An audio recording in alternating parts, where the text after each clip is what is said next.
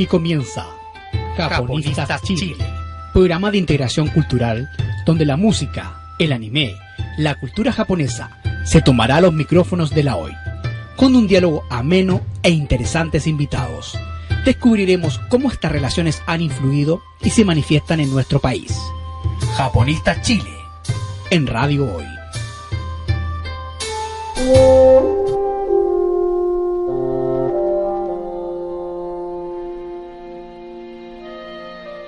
Buenas tardes, seguidores de Japonistas Chile. Estamos aquí en el episodio 7 de nuestro programa de Japonistas Radio por Radio Hoy, como siempre todos los viernes. Antes de continuar, por supuesto, tenemos que saludar a nuestros auspiciadores. Tenemos como siempre este mes a Ingeniería Integrada de Cal, especializados en automatización de edificios, sistema de cableado estructurado, seguridad, corrientes débiles e inspección técnica. Y también tenemos en segundo lugar al servicio de turismo Turistoria, que lo realizan profesores de historia aquí por Santiago Centro, por los lugares históricos. Si quieren saber más información de ellos, ingresen a Turistoria en Facebook o en cuanto de Cal a www.decal.cl. Bueno, hoy día, el programa de hoy día, vamos nuevamente a retomar lo que es el arte japonés, y para eso tenemos de invitado a Gonzalo Mer. Él es licenciado en Artes, Convención Historia y Teoría del Arte de la Universidad de Chile, y doctorado en Filosofía, Mención Estética y Teoría del Arte también de la Universidad de Chile. También es actualmente el presidente de ALADA Chile, que es esta organización que hablamos en el primer episodio de Japonistas Chile, pero que hoy día vamos a volver a retomar y explicaremos con mayor detalle. Bienvenido, Gonzalo, a Japonistas Radio. Muy buenas tardes, Paulo. Muchísimas gracias por la invitación y al mismo tiempo quisiera felicitarte públicamente por esta iniciativa radial. Muchas gracias. Que yo espero que crezca muchísimo más en el tiempo. Todos esperamos eso, porque como sabemos un programa de Japón es raro y difícil de llevar a cabo. Así es, por eso tiene un doble mérito. Claro, y afortunadamente este programa ha contado con la difusión de ALADA Chile, y es por eso en parte que aquí han venido miembros de ALADA Chile. Ya tuvimos por ejemplo a Isabel Cabaña, pronto tendremos a Matilde Galvez, y hoy día tenemos a su presidente Gonzalo Mer, que en este primer bloque nos va a explicar de qué se trata ALADA Chile, por qué nace aquí y qué es lo que hace en cuanto a los estudios de Asia y África en Chile. Así que Gonzalo, comienza explicando qué es ALADA primero, lo básico. Bueno, empezamos entonces con una breve descripción sumaria, si tú quieres, de lo que es ALADA Chile. Y habría que empezar a decir que es una institución que tiene carácter de ONG. Ya. Una institución con personalidad jurídica que surge en el año 2012. Allí se forma la primera junta directiva de la mesa, se oficializa como institución con una residencia en la Municipalidad de Providencia, y su primera mesa directiva estuvo conformada por la doctora María Elvira Ríos. Pues bien, ciertamente durante los años 90, más o menos la década del 90, se constituyó una primera tentativa de... No oficial, no alcanzó a tener una personalidad jurídica, pero fue una primera tentativa de organización de ALADA como institución. Creo que se hizo a propósito un congreso internacional de ALADA en el año 95, pero se fue diluyendo. En ese contexto, los dos académicos que más sobresalieron fueron Gonzalo Ulloa y Sergio Carrasco. Ajá. Ahora bien, ninguno de ellos tiene una participación hoy en día en ALADA Chile. La nueva organización fue, como te dije, desde el año 2012 y es la que se perpetúa hasta ahora. Ya. Ahora la pregunta es, ¿qué es ALADA Chile? ALADA Chile es la Asociación Latinoamericana de Estudios de Asia y África. Es una nomenclatura que nace en México en el año 1976 a propósito de un congreso sobre estudios de Asia y África que se realiza allí, y después se empieza a proliferar como sedes nacionales a través de Latinoamérica, y allí aparece entonces el núcleo chileno del año 2012. Claro. Bueno, y actualmente la asociación, por lo que sabemos mediante su página web, sabemos que se mantiene muy activa con actividades relacionadas con Asia. No solamente con Japón, que es el programa del que estamos ahora, sino que también con Medio Oriente, África e India. Claro, Alada Chile lo que aglutina son dos grandes constelaciones, que es Asia y África. Y digo bien constelaciones porque contempla de manera interdisciplinar y multidisciplinar lo que son los fenómenos africanos y asiáticos. Entonces, con fenómenos me estoy refiriendo a que son inagotables, irreducibles, claro, de múltiples prismas y, por supuesto, anclado también a una reflexión sobre su impacto, y esto es lo importante, el impacto que tiene en el contexto de lo local. Claro. Y aquí en Chile, ¿quiénes conforman esta agrupación, Alada? Como te mencioné, Alada Chile tiene el carácter de ONG. Ya. Esto significa que no está vinculada a ninguna institución académica de educación superior. Muy por el contrario, lo que hace es hacer converger a académicos, profesionales, investigadores, estudiantes de las universidades o centros de investigación en torno a estas dos grandes problemáticas. Ya. Entonces podemos, resumiendo para que la gente entienda, Alada está conformado por académicos, profesores y estudiantes que estudian temas relacionados con Oriente. Claro, y se forma en torno a ellos un diálogo de intercambio, de generación de saberes y además de difusión de aquellos.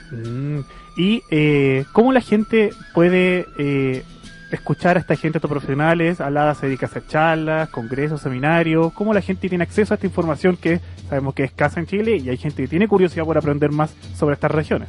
Claro, desde el año 2012, cuando se conforma Alada Chile, empieza con un objetivo y con medios bastante delimitados, que era hacer charlas, coloquios en universidades amigas, que pudiesen ser sedes o coorganizar actividades con Alada de difusión, por ejemplo, seminarios, conversatorios, mesas de diálogo, etcétera. Pero ahora lo hemos ido ampliando el espectro un poco más. Por ejemplo, estamos haciendo una sección de podcast a través de nuestro canal de YouTube. Pueden buscarlo. Por el mismo nombre, Alada Chile. Alada Chile, donde subimos grabaciones, los registros, la documentación de las charlas que participan miembros de Alada Chile o la misma organización de Alada Chile participa como agente principal. Ya. Además de entrevistas a los socios, etcétera. Por lo demás, por ejemplo, en el año 2016, Alada Chile fue la sede de la organización del Congreso Internacional de Alada, que aglutina o reúne a todas las sedes latinoamericanas de esta asociación o bien a los investigadores latinoamericanos que se dedican a Asia y África. Y no hay que dejar de mencionar que la versión 2016 fue bastante importante porque se conmemoraron los 40 años de Alada Internacional. Así es, fue un hito importante, y yo creo que por varias razones. Primero, porque en efecto se conmemoraba los 40 años de la institución de Alada, Alada Internacional, pongámoslo así. Por otra parte, reflejaba y cerraba un ciclo de la mesa directiva, la primera mesa directiva, a cargo de la doctora María Elvira Ríos. Que estuvo desde el 2012 hasta 2016. Claro, entonces sellaba todo un proceso de constitución administrativa, política de nuestra institución. Y al mismo tiempo, fue un hito en la medida que en Chile, si bien por segunda vez, pero ahora ya con una institucionalidad, Asia y África se presentaba como un espacio problemático. Se presentaba como un espacio problemático. Tú puedes revisar desde un punto de vista, si tú quieres, geopolítico, el papel que ha jugado Asia, por ejemplo.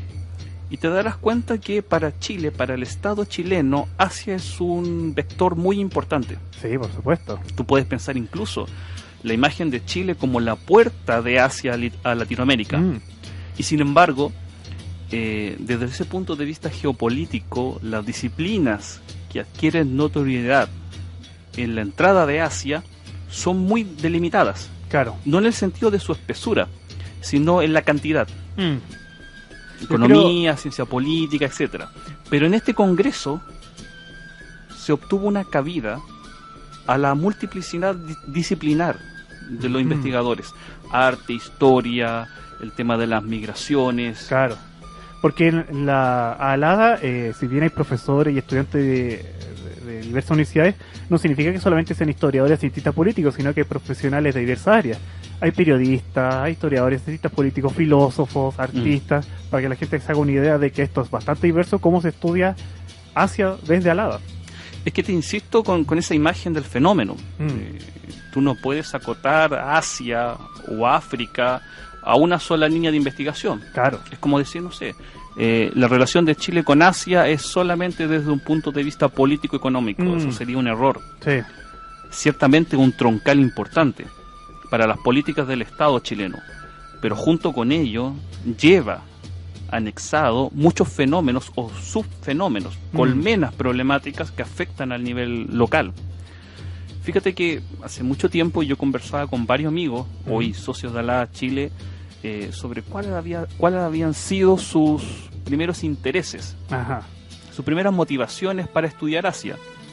Y muchos de ellos me decían, bueno, era por gusto, me gustaba Asia, me gustaba una de las culturas o países de la región asiática. Y eso está muy bien, pero también hay que sopesar que no solamente es por gusto, sino que cada uno de nosotros observa que Asia se transforma en un problema. Claro. Y cuando digo problema es referirse a una necesidad. Asia es una necesidad imperiosa de estudio. Va a haber un momento, sobre todo lo que estamos viendo hoy en día con el caso chino, a propósito del foro en que estás China, estamos viendo que casi sorpresivamente aparece este gigante asiático, que desde mi punto de vista no es ninguna sorpresa, pero aparece con una gran influencia en Latinoamérica. Entonces, yo creo que ALADA Chile y toda su comunidad de investigadores propone una visión de avanzada, proactiva, en la reflexión y la problematización de Asia. Quizás ese es una de las grandes deudas que tiene Chile con Asia, por supuesto, en que al mirarlo siempre desde la política y la economía, en las otras áreas nos hemos vuelto muy reactivos. Sí. Como que acontece el hecho y después aparecen anexan las investigadores demás áreas. Con cierto tiempo aparecen otras áreas disciplinares que van germinando problemáticamente. Claro. Pero creo que habría que anteponerse un paso atrás y antes que acontezca el hecho, ya tener un buen sedimento reflexivo. De hecho, el mejor ejemplo que hemos dado en estos 6 episodios previos a de este tipo de relaciones es justamente porque que aquí a Japonistas Radio hemos traído diversos profesionales, artistas, cientistas políticos, historiadores, que nos han mostrado de que, ya que nos enfocamos en Asia, que las relaciones con Japón pueden ser no solamente económica y política como lo que más se ha visto, sino que el año pasado, bajo la conmemoración de los 120 años, se hicieron diversas actividades de diversos índoles. De hecho, eso es lo que te quiero preguntar ya en el segundo bloque, sobre cómo ALADA celebró, o sus miembros celebraron los 120 años. Claro, tú tienes toda la razón, 120 años de amistad entre Chile y Japón. Que eso significa mucho, no es solamente una celebración de carácter diplomático o de relaciones internacionales. Eso significa una inusitada relación cultural entre ambos países. Claro. Un intercambio sostenido de influencias, de materiales, por decirlo así, simbólicos, culturales, entre ambos pueblos. Claro. Muchas veces eso no sale a la superficie. Y eso lo podemos hablar también en el segundo bloque. ¿Qué pasa con las colecciones asiáticas en Chile? ¿Qué pasa con ciertos recursos visuales presentes en obras de artistas en el medio local que no han sido problematizadas? ¿Por qué uno podría preguntarse por qué hay un boom en los años 80 y 90 de la cultura japonesa? Aquí le hemos tratado de ver un poco eso. Claro, desde el anime, el manga, una predilección de los estudiantes por estudiar idioma japonés, precisamente para acercarse a Asia, a la cultura popular japonesa, particularmente Japón. Pero eso es algo que no se ha examinado suficientemente. Hay algo allí que acerca a Chile con Japón. Bueno, de hecho, Alada Chile el año pasado, en un intento de acercar estos estudios culturales a la ciudadanía, hizo este taller de arte asiático en el Artequín de Viña. Si quieres, puedes explicar un poco en qué consistió esa actividad para que la gente se haga una idea de cómo se acerca estos conocimientos académicos de otra manera hacia la población. Claro, el año pasado, en el Museo Artequín de Viña del Mar, a través de la gestión y coordinación con su directora, la doctora Macarena Ruiz, se hizo un taller de arte asiático. Ajá. Aunque fundamentalmente era sobre arte japonés, pensado para los niños, los jóvenes y la familia en general. El taller, que se realizó todos los sábados del mes de agosto, fue un éxito en cuanto a asistencia, en cuanto a recepción del público sobre los contenidos que se pasaban. Claro. Eso es, digámoslo así, desde el punto de vista más superficial, así como cuantitativo, si tú quieres. Pero por debajo, y esto es lo importante, es que habían ciertas líneas exploratorias que cada uno de los ponencistas, en lo que tú estabas haciendo, historia del manga, había ceremonia del té, arreglos de arte floral, ikebana, y finalmente se hizo una charla sobre el mundo asiático japonés de manera general a través de sus películas, haciendo como un resumen de todas las conferencias. Y donde la gente tenía posibilidad de preguntar sobre la charla anterior. Así es. Tú te dabas cuenta que, de una manera que no podría explicar muy bien, pero tú te dabas cuenta que había mucha receptibilidad de parte de los niños respecto a cómo los japoneses concebían, por ejemplo, la naturaleza, lo real, cómo objetivaban la vida. Y esa cuestión no es simplemente que los niños tuviesen, vamos a decirlo así, una cierta educación informal sobre la cultura popular japonesa, sino que ya implicaban ciertas concepciones de mundo compartidas. Sí. Entonces eso es muy interesante de problematizar. De hecho, muchos niños le explicaban a sus padres lo que estaban escuchando y viendo con nosotros cuando exponíamos. Claro. Entonces, lo que lo hacía muy interesante. Y después los padres preguntaban si eso era cierto a nosotros y ahí se producía un diálogo entre los tres. Es que vuelva a lo mismo en el siguiente sentido. Todavía vamos a seguir suponiendo, en un estado casi precrítico, que Asia es un lugar anecdótico para la reflexión chilena desde todos los ámbitos posibles. Claro. ¿Sigue siendo lo anecdótico, lo místico, lo exótico? Creo que no. Creo que es una presencia que interpela al sujeto chileno.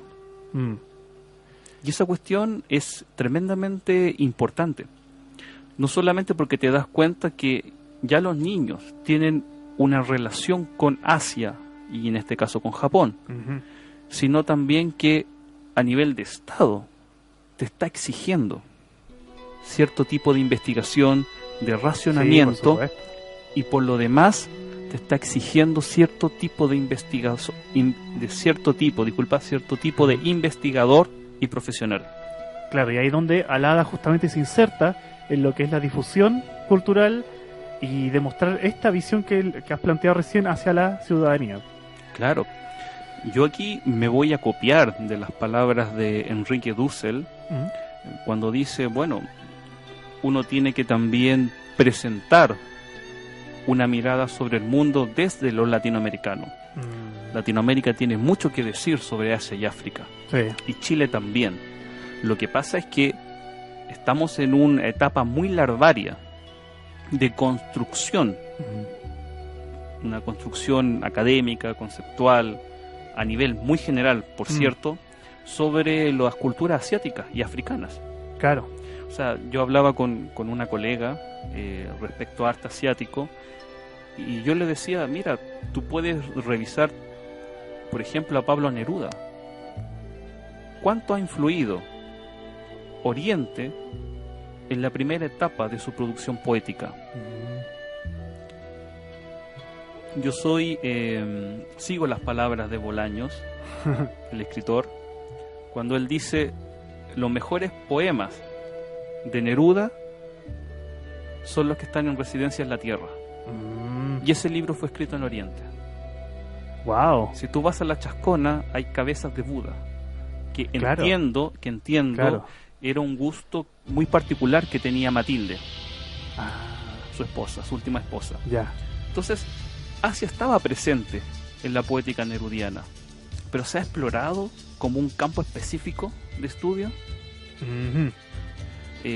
Por ejemplo, otro caso, ¿qué es lo que está pasando en el siglo XIX en Chile, en el proceso de secularización del Estado, cuando se empieza a mirar el Oriente, Hacia Asia, justamente. hacia Asia?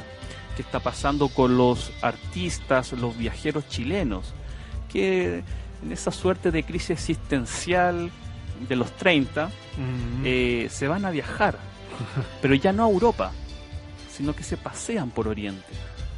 De hecho, no es raro que las relaciones con Japón y China se hayan establecido justamente finales del siglo XIX e inicio del XX. Son relaciones longevas que están en ese contexto que acabas de explicar. Claro, Por eso son las relaciones tan longevas y que se celebraron, cada uno celebró sus centenarios de relaciones hace un par de años atrás. claro.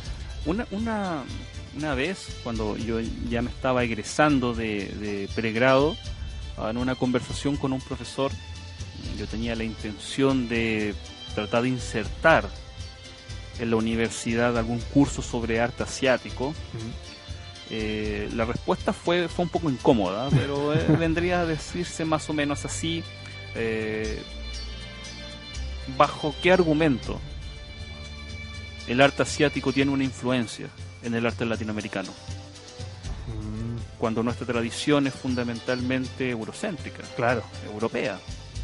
Entonces, yo creo que eso debería empezar a mixturarse, a matizarse, sobre todo en el contexto del arte contemporáneo, que recibe influencias Bueno, pero yo- totalmente abiertas de todo el mundo. Ya he visto que ya hay bastantes artistas jóvenes que han tomado la influencia asiática. Por ejemplo, las exposiciones de arte Sumie que tuvimos el año pasado, y son jóvenes los que han hecho esto y que han logrado permear en el Sumie elementos chilenos, la flora y la fauna chilena, y se ve ahí. Y a propósito del manga, la influencia que ha tenido en el cómic chileno también es importante. Claro, sí. No solamente, porque uno piensa, bueno, la influencia como copia, o sea, como uno está Claro. copiando, pero yo creo que es más profundo y más fino. Hay procedimientos visuales, respuestas a problemáticas visuales que los artistas no están encontrando en las vertientes, entre comillas, cursivas, occidentales, Claro. y sí la están hallando en el manga japonés. Pausa musical. ¿Sí? Ya, estamos en la hora de ir a una pausa musical. Vamos y regresamos con el segundo bloque de Japonistas Radio.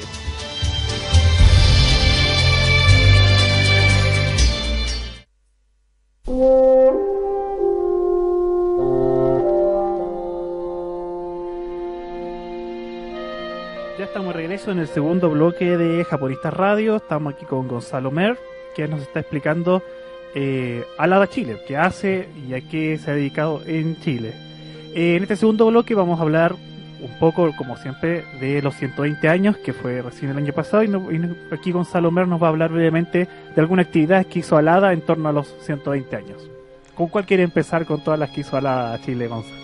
Bueno, como tú dices, Paulo, el año pasado fueron 120 años de relación entre Chile y Japón, y como era de esperar, todas las instituciones pertinentes estuvieron plagadas de actividades. Claro. Alada Chile también generó encuentros y espacios. Uno de ellos fue lo que habíamos mencionado ya en las charlas del Artequín. Ajá. Pero también se realizó con un socio de Alada Chile, el doctor Pedro Jacobelli, un encuentro de cine japonés de posguerra en la Universidad Católica de Chile. Ya. Un espacio bastante interesante de diálogo, porque discutíamos precisamente qué es eso de cine de posguerra, y lo trabajamos a partir de varios autores del contexto y más contemporáneos. ¿Y esa fue una actividad para todo público? Para todo público, sí. Sí, la política de Alada Chile, y bueno, en general de las universidades, es de abrir, que tiene un carácter de extensión. Son abiertas para todo público. Y para que la gente no se haga una idea errada de las películas que hablan películas relativamente conocidas por la gente. Por ejemplo, la profesora Claudia Lira creo que hablaba de Totoro. Claro. Que es una película, todos sabemos, aquí los oyentes saben que es de Estudio Ghibli, famosísima. Claro. ¿Tu película, Gonzalo? ¿Se la puedes comentar? Mi película fue Dolls, de Takeshi Kitano. Ya, también es famoso director, Takeshi Kitano. Claro, y una película muy particular porque es irruptiva respecto a la trayectoria que tiene Kitano respecto a sus producciones, que son básicamente historias policiales, claro, vinculadas con la mafia yakuza, de acción, de mucha violencia también. De hecho, yo conocí aquí a Takeshi Kitano con su película Satoichi. Esa fue la primera que vi. Claro. Y ahí justamente hablaba de este conflicto, este samurái ciego que tenía conflicto con los yakuza. Claro, claro. Dolls se escapa totalmente de esa imagen. Una película, llamémosla así, mucho más metafísica, porque se aleja de la realidad cotidiana. Sí. Por varias circunstancias. La primera y la más evidente, que es una película que reinterpreta un texto del siglo XVII, siglo XVIII, del teatro Bunraku, que es de marionetas, llamémoslo así, marioneta en el sentido más general de la palabra, de dos amantes que tienen una vida trágica y terminan en el suicidio. Por eso la película empieza justamente con esta escena de las marionetas. Exactamente. Entonces esta película entrecruza tres mini historias. Ajá. Y muestra esa imagen de sujetos que están totalmente delimitados por la contextualidad. Entonces son humanos marionetas. Ahora, el carácter metafísico también es coyuntural, porque en una entrevista Takeshi Kitano dice, mira, sucedió que yo le pedí a un importante modista japonés unos trajes, pero como que no le explicó muy bien qué tipo de trajes necesitaba. Entonces, el encargado les trae unos trajes preciosos, muy costosos, y Kitano se encuentra con que esos trajes los tiene que usar una pareja de vagabundos. Entonces él dice, bueno, se quiebra la cabeza preguntándose, bueno, ¿cómo voy a hacer que esos trajes costosos lo use una pareja de vagabundos y si sea creíble, claro, a nivel de narrativa? Entonces ahí tuvo que de a poco desapegarse de la realidad cotidiana y trabajar la idea casi de un sueño. Y quedó bien logrado, por lo que me acuerdo de esa escena. Sí, para mí quedó muy bien logrado. Quedó muy bien logrado en el sentido que tú puedes leerlo como una crítica a la sociedad japonesa contemporánea, sobre, no sé, la idea del éxito, sobre la idea de la realización del sujeto japonés, por ponerlo de esa manera, sobre el concepto de determinación o el destino que se yergue sobre la subjetividad, vamos a decirlo así, de los japoneses, pero también lo puedes ver desde el punto de vista de una ironía y casi un juego de niño de Takeshi, porque en la misma entrevista él dice, a mí me gustaría ver a los personajes, a mis personajes, como si fueran insectos. Me encantaría jugar con ellos y a ver qué pasa. Por lo tanto también tiene un carácter de espontáneo, lo que te venía diciendo, porque tampoco tenía una historia armada a priori, sino que se fue dando en el transcurso de la realización de la película. Y lo último también, que es muy interesante, donde tú puedes ver la poética de Kitano, es que él no quedó tan conforme con la película Dolls. Y en la entrevista él decía, a mí me encantaría hacer una película que, nota a pie de página, todavía no se ha creado. Me gustaría hacer una película donde el protagonista, por ejemplo, fuese un sordo o un ciego, y reflejar en esa persona la experiencia de estar frente al mar. ¿Cómo tú puedes llevar eso a la pantalla, a una escena? De hecho, el Dolls iba a ser muchísimo más metafísica. Claro. Él pensaba hacer que los muñecos tuviesen sentimientos y pensamientos. Y de hecho quería poner subtítulos Ya. Es como la escena final, los muñecos se quedan mirando, y poner abajo, él quería poner la frase, qué triste, qué triste. Y esa película no se ha hecho, me dices tú. No se ha hecho, y probablemente no se haga. Oh. Y la otra película que me recuerdo que se presentó ahí fue Silence, o Silencio, de... ¿Cómo se llama este director? Tampoco no me acuerdo quién la presentó. ¿Te acuerdas tú quién presentó Silencio? Que era esto cuando llegaban los jesuitas a Japón y evangelizaban. No me acuerdo. Fue también un exponencista. Sí, pero no me acuerdo tampoco. No tengo fresco el recuerdo. Bueno, pero esa sí una película es una película estadounidense, ¿sí? No, esa no fue japonesa. Claro.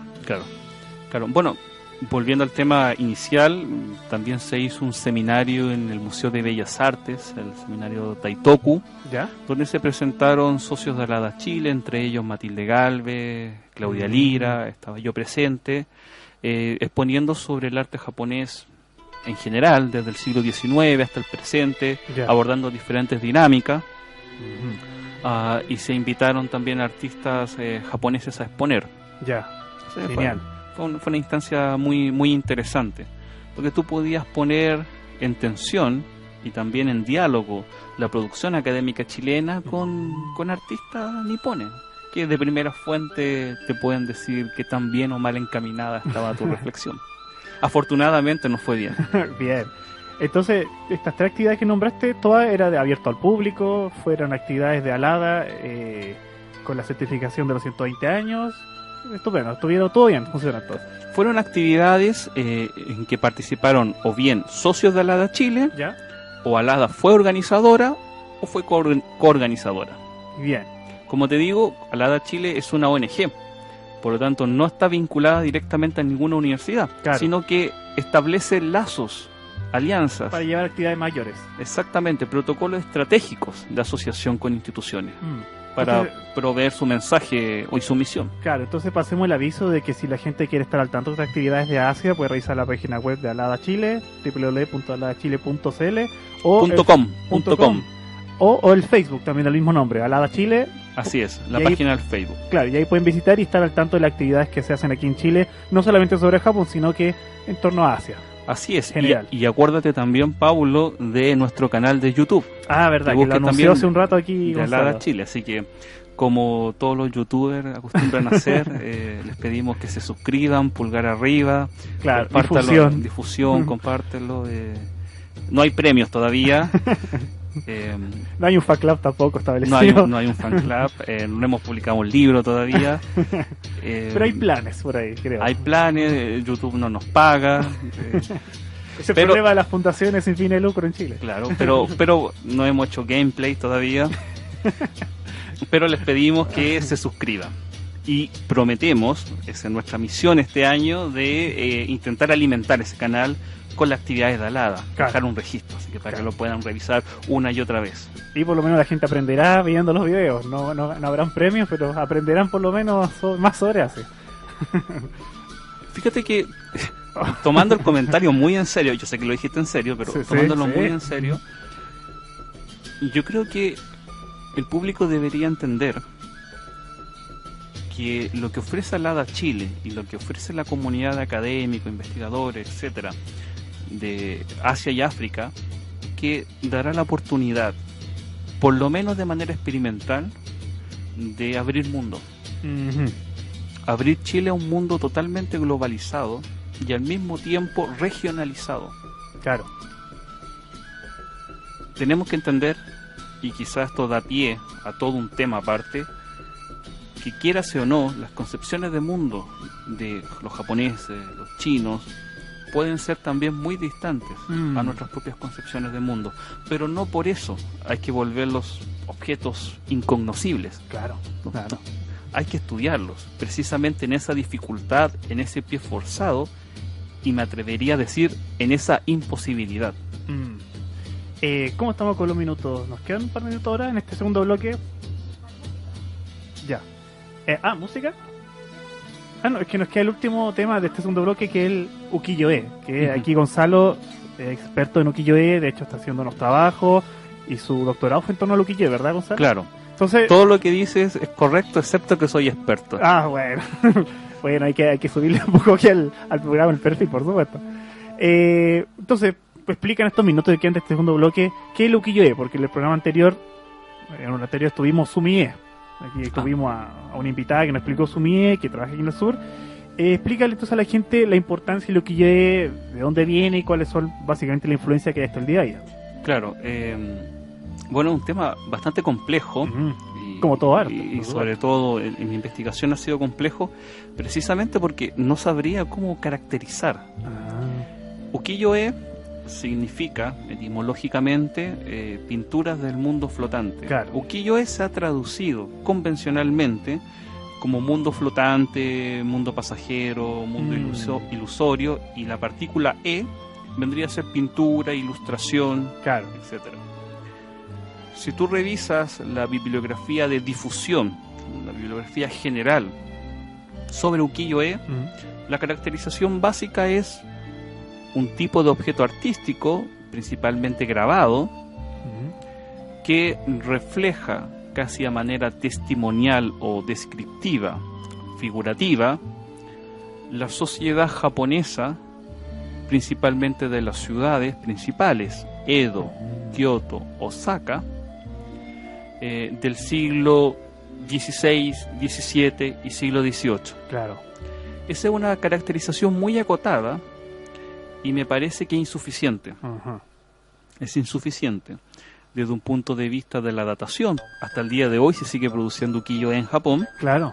Desde un punto de vista de los motivos, porque muchas veces no reflejan necesariamente la sociedad japonesa mercantil, urbana, sino que tiene subgéneros donde tienes escenas, por ejemplo, de escenas de sexo con figuras míticas. Sí. Entonces eso se escapa a la representación o al testimonio. Y respecto al formato, porque ukiyo-e también lo puedes encontrar como pinturas, claro, o afiches. O sea, tampoco está recluido al soporte del grabado. Entonces, ¿por qué, si el ukiyo-e se sigue produciendo hasta el día de hoy, por qué se acota a esos 3 siglos solamente? ¿Por qué se acotará ahí? Es una interesante pregunta. Y yo tengo mi propia hipótesis al respecto que... porque no es un arte muerto, por supuesto. Que queda en eso, en simple hipótesis, y es el hecho que hay cierta bibliografía, que es la de difusión, que es la que llega hasta nosotros, que perpetúa esa concepción del objeto artístico. Y esa bibliografía proviene como primera beta o cauce el siglo XIX. Y una figura particular también, que es Fenollosa, Ernst Fenollosa, que él escribe la primera historia del arte chino y japonés. ¿De qué época estamos hablando del autor? Siglo XIX, segunda mitad. Ya. De hecho, esta historia de China y Japón es póstuma. Se publica como en 1921 y él había muerto unos 10 años antes. Pero él establece, bajo sus propias lógicas discursivas, disciplinares, propias del siglo XIX, las bases para estudiar el arte asiático. Y en los libros de difusión me parece que no se discuten demasiado, se perpetúan. Por ejemplo, la idea, y esto te va a ser muy familiar, la idea de que para estudiar arte asiático tienes que entender el contexto social de la obra. Sí. Entonces es una historia social del arte. O sea, hay una mirada, si hablamos de acotar en esos 3 siglos, y más si va sumado lo que me dice todo, también hay una mirada, digamos, eurocentrista también de cómo mirar arte japonés.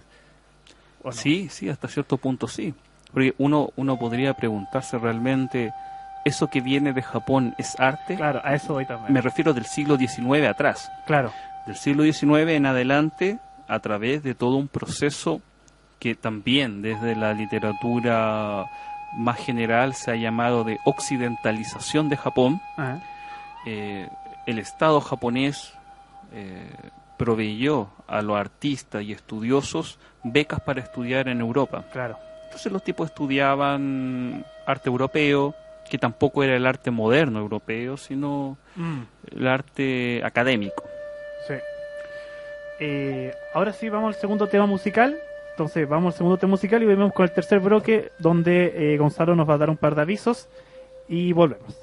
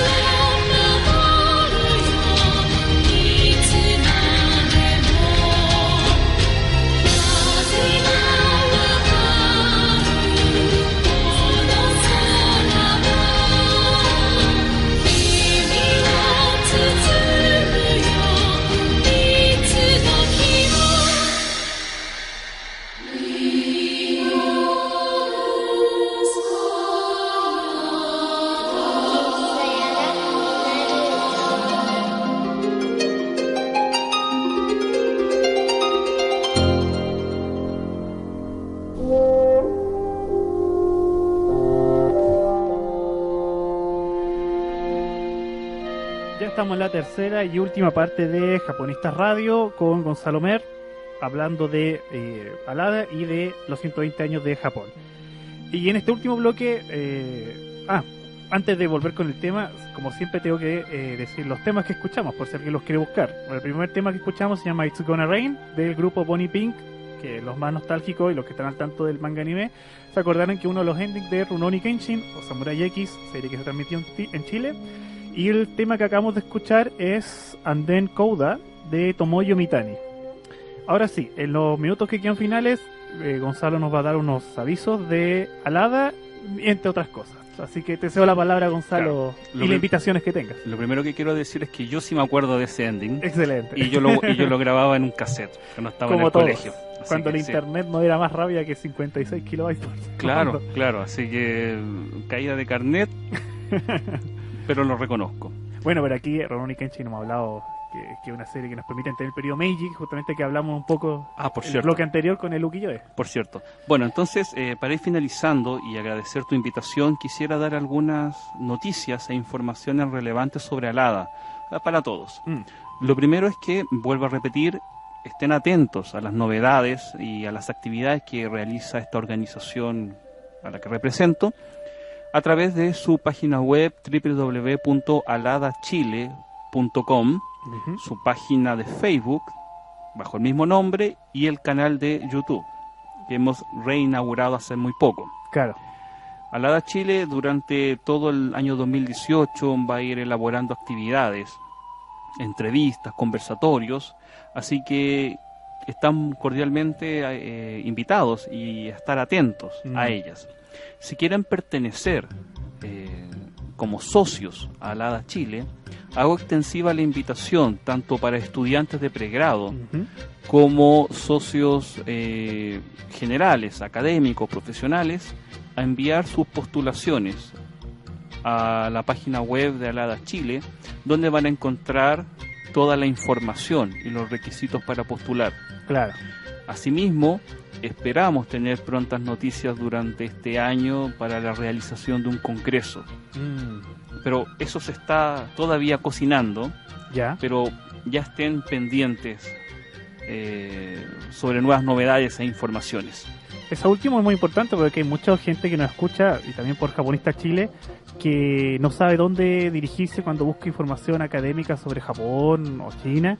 Y justamente al lado, como dijo Gonzalo, hay muchos académicos que pueden ayudar en parte a encaminar sus estudios. Si tienen dudas o consultas sobre cómo estudiar Japón, Asia en general o África, con toda confianza envíen un correo a estudiosasiaafrica@gmail.com. Correo, por cierto, lo van a encontrar en la página web de nuestra asociación, y nosotros podemos remitir su inquietud a profesionales pertinentes y acorde a esa inquietud o interrogación. Claro. Nosotros queremos ser una suerte de mediación entre las preguntas que tiene la gente y el ámbito académico. Entonces pueden hacer las consultas a través de la página web, Facebook o nuestro correo Gmail. Claro. Y nosotros las retransmitimos. Bueno, entonces estamos llegando al final del programa. Como siempre agradecemos a nuestros dos auspiciadores de este mes, Decal, Ingeniería Integrada, y Aturistoria. Y nos vemos el próximo viernes al mismo horario, 5 de la tarde, aquí por Radio Hoy. Hasta pronto.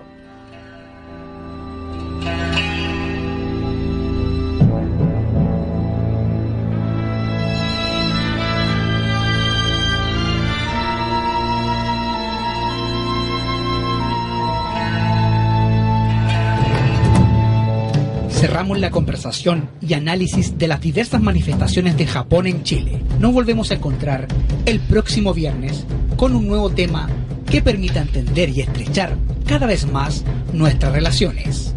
Japonistas Chile baja su cortina por el día de hoy.